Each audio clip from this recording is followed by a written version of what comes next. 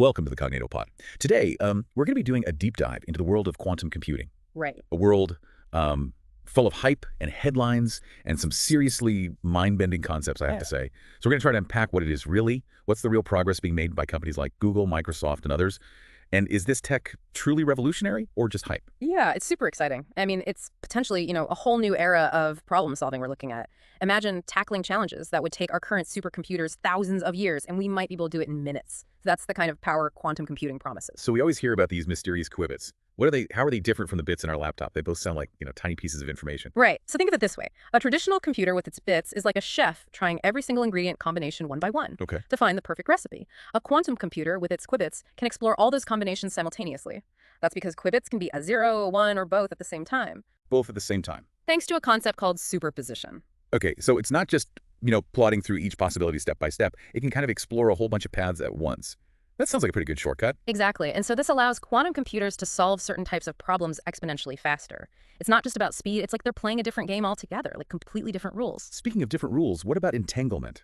I remember that word from physics class, but it always seems kind of like magic. Yeah, it is kind of mind-boggling. So imagine two of our chef's ingredients are magically linked. Okay. No matter how far apart they are, they always react the same way. So if one ingredient turns sour, the other one does too, instantly.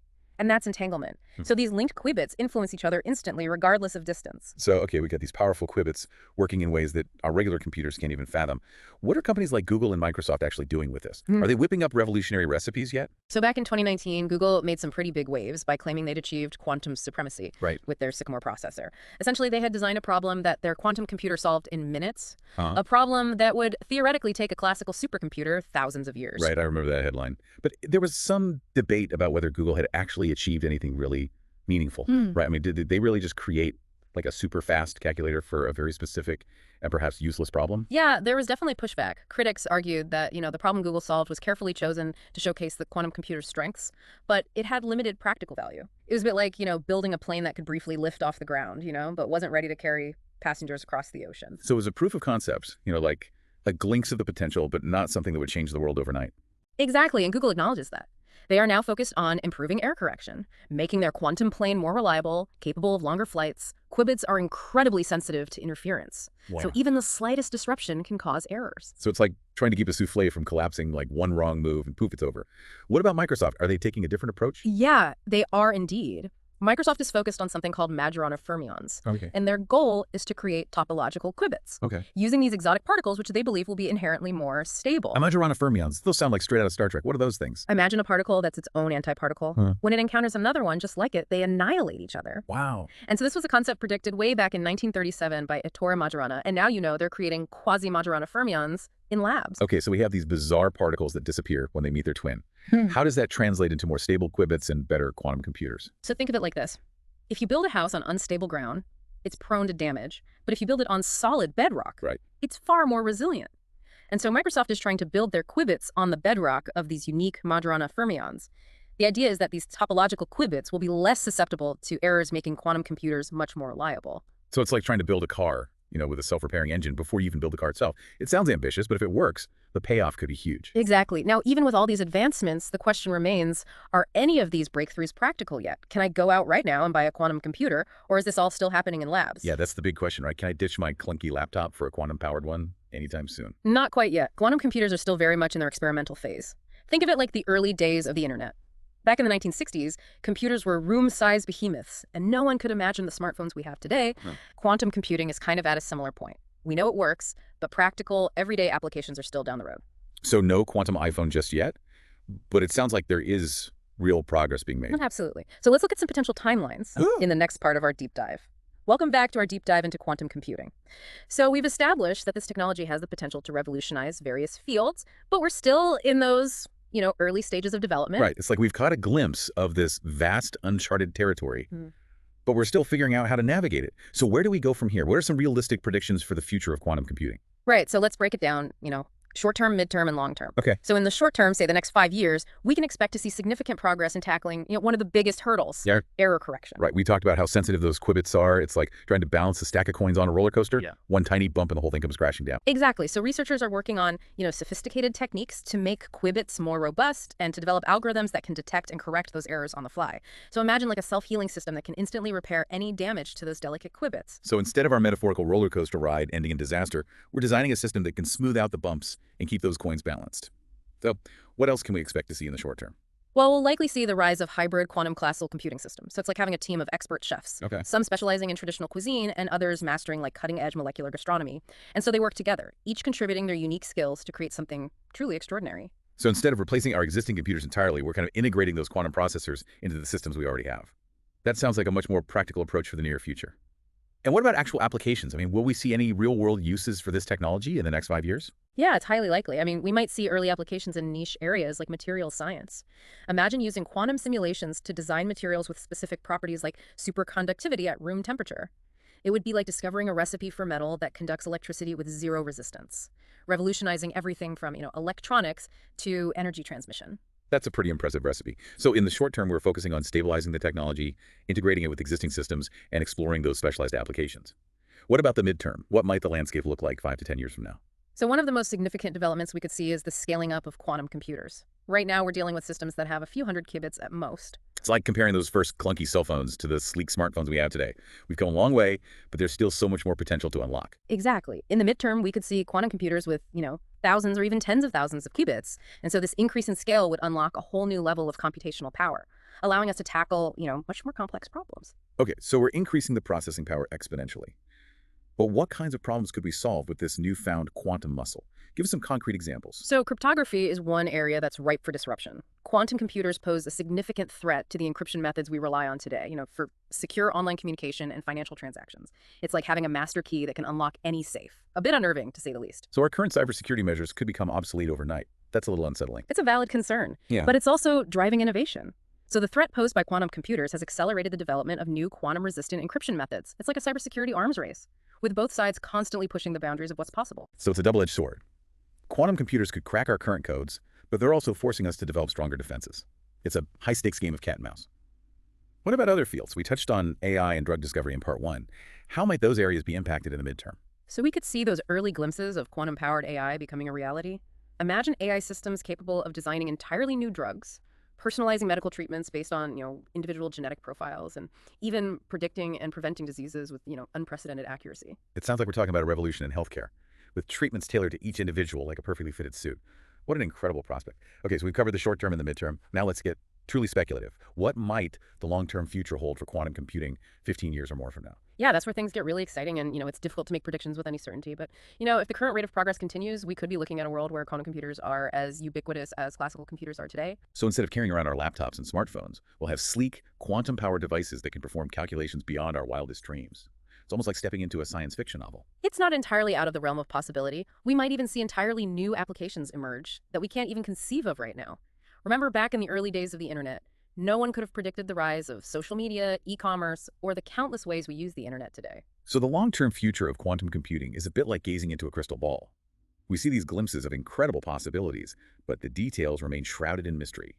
It's both exciting and a little bit daunting, but I have a feeling we've only scratched the surface of this complex and rapidly evolving field. Yeah, you're absolutely right. There's so much more to explore, especially when we consider how quantum computing might intersect with other emerging technologies and global trends. Which is exactly what we'll be doing in part 3 of our deep dive. We'll be delving into some of the more controversial aspects of quantum computing, examining the hype versus the reality, and discussing the potential impact on various industries. We'll also be tackling those thorny questions about whether quantum computing is just another overhyped technology or a genuine revolution that will reshape our world. Stay tuned. Welcome back to the final part of our quantum computing deep dive. Here we've explored the mind-bending science, the potential timelines, and even some of the, the ethical considerations that this technology brings up. Yeah, we've seen how quantum computers could revolutionize fields like medicine, potentially crack the encryption methods we use today, and even give artificial intelligence, a turbo boost. But as with any revolutionary technology, there's bound to be some skepticism. Not everyone's convinced that quantum computing will live up to the hype. Some even argue that it's all just smoke and mirrors, a futuristic fantasy that'll never truly materialize. Yeah, that's a fair point. There are valid concerns about the timelines, the scalability of these systems, and whether the benefits will outweigh the immense costs of development and maintenance. So are we falling for, Yeah, a classic case of technology that's always 5 years away. Are we letting the excitement kind of cloud our judgment and obscure the practical realities? It's a healthy debate to have. One of the main criticisms is that the problems quantum computers are good at solving right now are very specific and often lack real-world applications. It's like building a supersonic jet that can only fly in circles. Impressive, but not very useful for getting you from point A to point B. So the skeptics are saying, show me the value. Where are the tangible benefits that justify pouring billions of dollars into this research? Exactly. And another concern is that we haven't reached the limits of classical computing just yet. We're still seeing remarkable progress in, AI and supercomputing using traditional silicon-based chips. So the argument is that maybe we don't need quantum computers after all. What if classical computers can just keep getting faster and more powerful, eventually catching up to or even surpassing what quantum computers can do? Yeah, it's a thought-provoking argument, but I think it's a bit like saying, why bother inventing the airplane when we can just breed faster horses? Quantum computing represents a fundamentally different approach to processing information, one that opens up possibilities that classical computers may never be able to achieve. Okay, so it's a debate about potential versus practicality. Yeah. The skeptics want to see concrete proof, while the optimists believe in the transformative power of this technology, even if it's still in its early stages. But let's not forget about the business side of things. Building and maintaining quantum computers is incredibly expensive. Right now, it's mainly governments and tech giants like Google, IBM, and Microsoft that are driving the research. That's true. For this technology to really take off, we'll need to see businesses across a wide range of industries investing in quantum computing and finding ways to, make it profitable. Yeah. It's one thing to talk about potential applications, but the real test will be whether those applications can translate into tangible business value and create entirely new markets. Absolutely. And that's where things get really interesting. So let's dive into some specific industries and explore how quantum computing might disrupt the status quo. Where do you see the biggest potential impact? Well, we talked about medicine quite a bit. Drug discovery is a notoriously slow and expensive process, and it seems like quantum computers could be a game changer in that field. Definitely. Imagine simulating molecular interactions with a level of detail that's simply impossible for classical computers.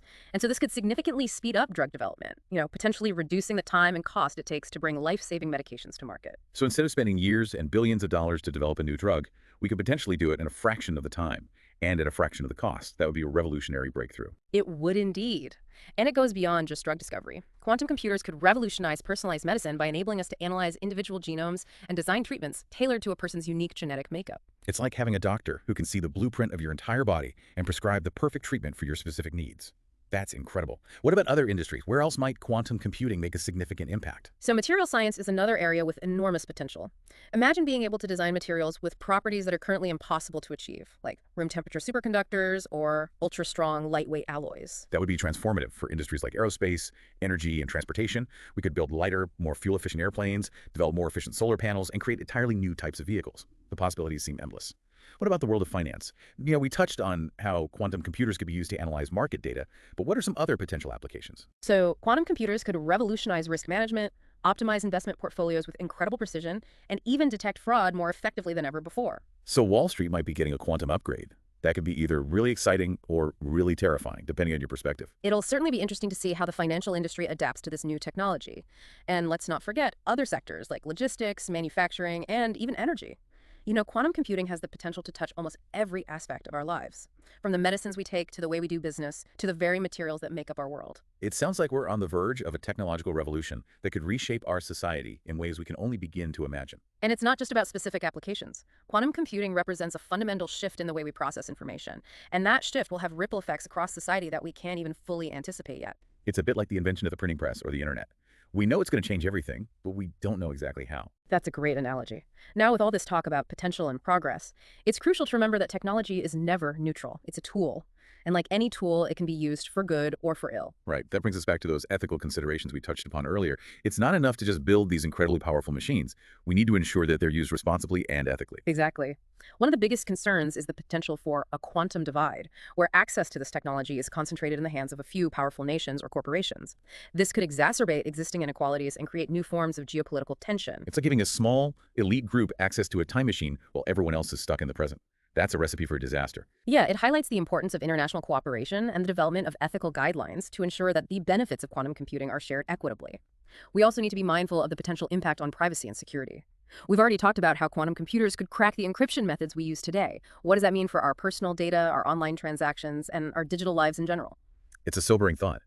Quantum computers could render many of our current security measures obsolete, leaving us vulnerable to cyber attacks and data breaches on an unprecedented scale. It's a valid concern. We need to start thinking about quantum-resistant encryption methods now before it's too late. And it's not just about protecting our data. Quantum computers could be used to create incredibly sophisticated surveillance systems, potentially eroding our privacy in ways we haven't even imagined.